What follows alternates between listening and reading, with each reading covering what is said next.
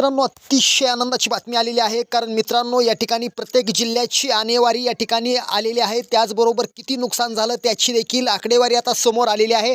प्रत्येक जिल्ह्याची अपडेट आपल्याजवळ आलेली आहे। प्रत्येक जिल्ह्यामध्ये कमीत कमी एका शेतकऱ्याला 17,000 रुपये प्रति हेक्टर पीक विमा देण्याचे आदेश आता मुख्यमंत्री देवेंद्र फडणवीस यांनी दिलेले आहेत। त्यामुळे व्हिडिओ शेवटपर्यंत बघा। मुख्यमंत्री देवेंद्र फडणवीस यांनी दिलेल्या माहितीनुसार नुकसानग्रस्त शेतकऱ्यांना कमीत कमी 17,000 प्रति हेक्टर पीक विमा मिळेल अशी अपेक्षा आहे। यंदाचा खरीप हंगाम 2025 आणि 26चा पीक विमा सुमारे 46 लाख शेतकऱ्यांनी भरला असून या सर्वांना मोठा दिलासा मिळाला आहे।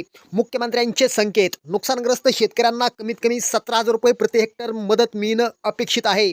आणेवारीचा आधार, ज्या जिल्ह्यांची सुधारित आणेवारी 50 पैशांपेक्षा कमी येईल त्या शेतकऱ्यांना पीक विम्याचा मोठा फायदा होणार आहे। बघा, छत्रपती संभाजीनगर जिल्ह्यातील एकूण 78 महसूल मंडळामध्ये 80 ते 100% नुकसान दाखवण्यात आलेलं आहे। येथील शेतकऱ्यांना सरसकट पीक विमा मिळणार आहे। त्यानंतर नांदेडमध्ये एकूण 93 महसूल मंडळामध्ये 80 ते 100%हून अधिक नुकसान आणि सुधारित आणेवारी 50 पैशांपेक्षा कमी या ठिकाणी आलेले आहे। त्याचबरोबर हिंगोली जिल्ह्यातील 5 तालुक्यातील 30 महसूल मंडळामध्ये 80 ते 100% नुकसान या ठिकाणी दाखवण्यात आलेलं आहे।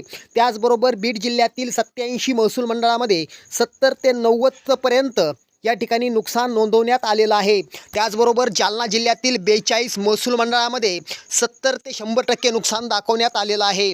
त्यानंतर धाराशिव येथील 46 पेक्षा जास्त महसूल मंडळामध्ये 70% पेक्षा जास्त नुकसान नोंदवलं आहे। आणेवारी 50 पैशापेक्षा कमी आलेली आहे। त्याचबरोबर लातूर जिल्ह्यातील सर्व तालुक्यातील एकूण 60 महसूल मंडळामध्ये 50 पेक्षा जास्त नुकसान दाखवण्यात आलं असून आणेवारी जी आहे ती मित्रांनो 50 पैशांपेक्षा कमी या ठिकाणी आलेले आहे।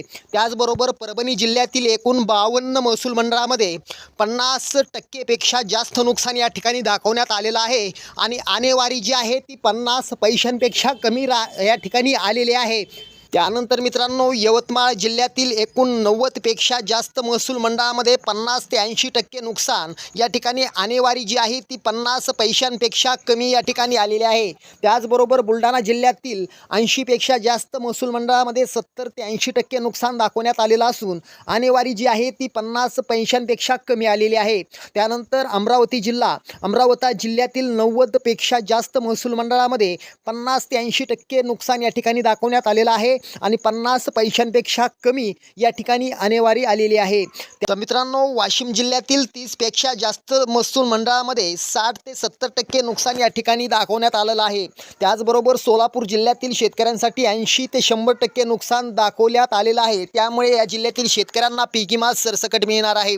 त्यानंतर अहिल्यानगर जिल्ह्यातील 90 पेक्षा जास्त मंडळामध्ये 80 ते 100% या ठिकाणी नुकसान दाखवण्यात आलेलं आहे। त्यामुळे येथील शेतकऱ्यांना सरसकट पीक विमा वाटप होणार आहे। त्याचबरोबर मित्रांनो, खालील जिल्ह्यांमध्ये 34% जास्त नुकसान दाखवण्यात आले आहे। त्यामुळे येथील शेतकऱ्यांना भरलेल्या पीक विम्याच्या बदल्यात त्यांनाही कमीत कमी 17,000 रुपये प्रति हेक्टर पीक विमा मिळणं अपेक्षित आहे। आता कोणते जिल्हे आहेत बघा, नागपूर, भंडारा, गोंदिया, चंद्रपूर, गडचिरोली, वर्धा, सांगली, कोल्हापूर, पुणे। मित्रांनो, पीक विमा संदर्भात ही होती सर्वात मोठी माहिती। व्हिडिओ आवडला असेल तर नक्की शेअर करा। पुन्हा भेटूया, धन्यवाद।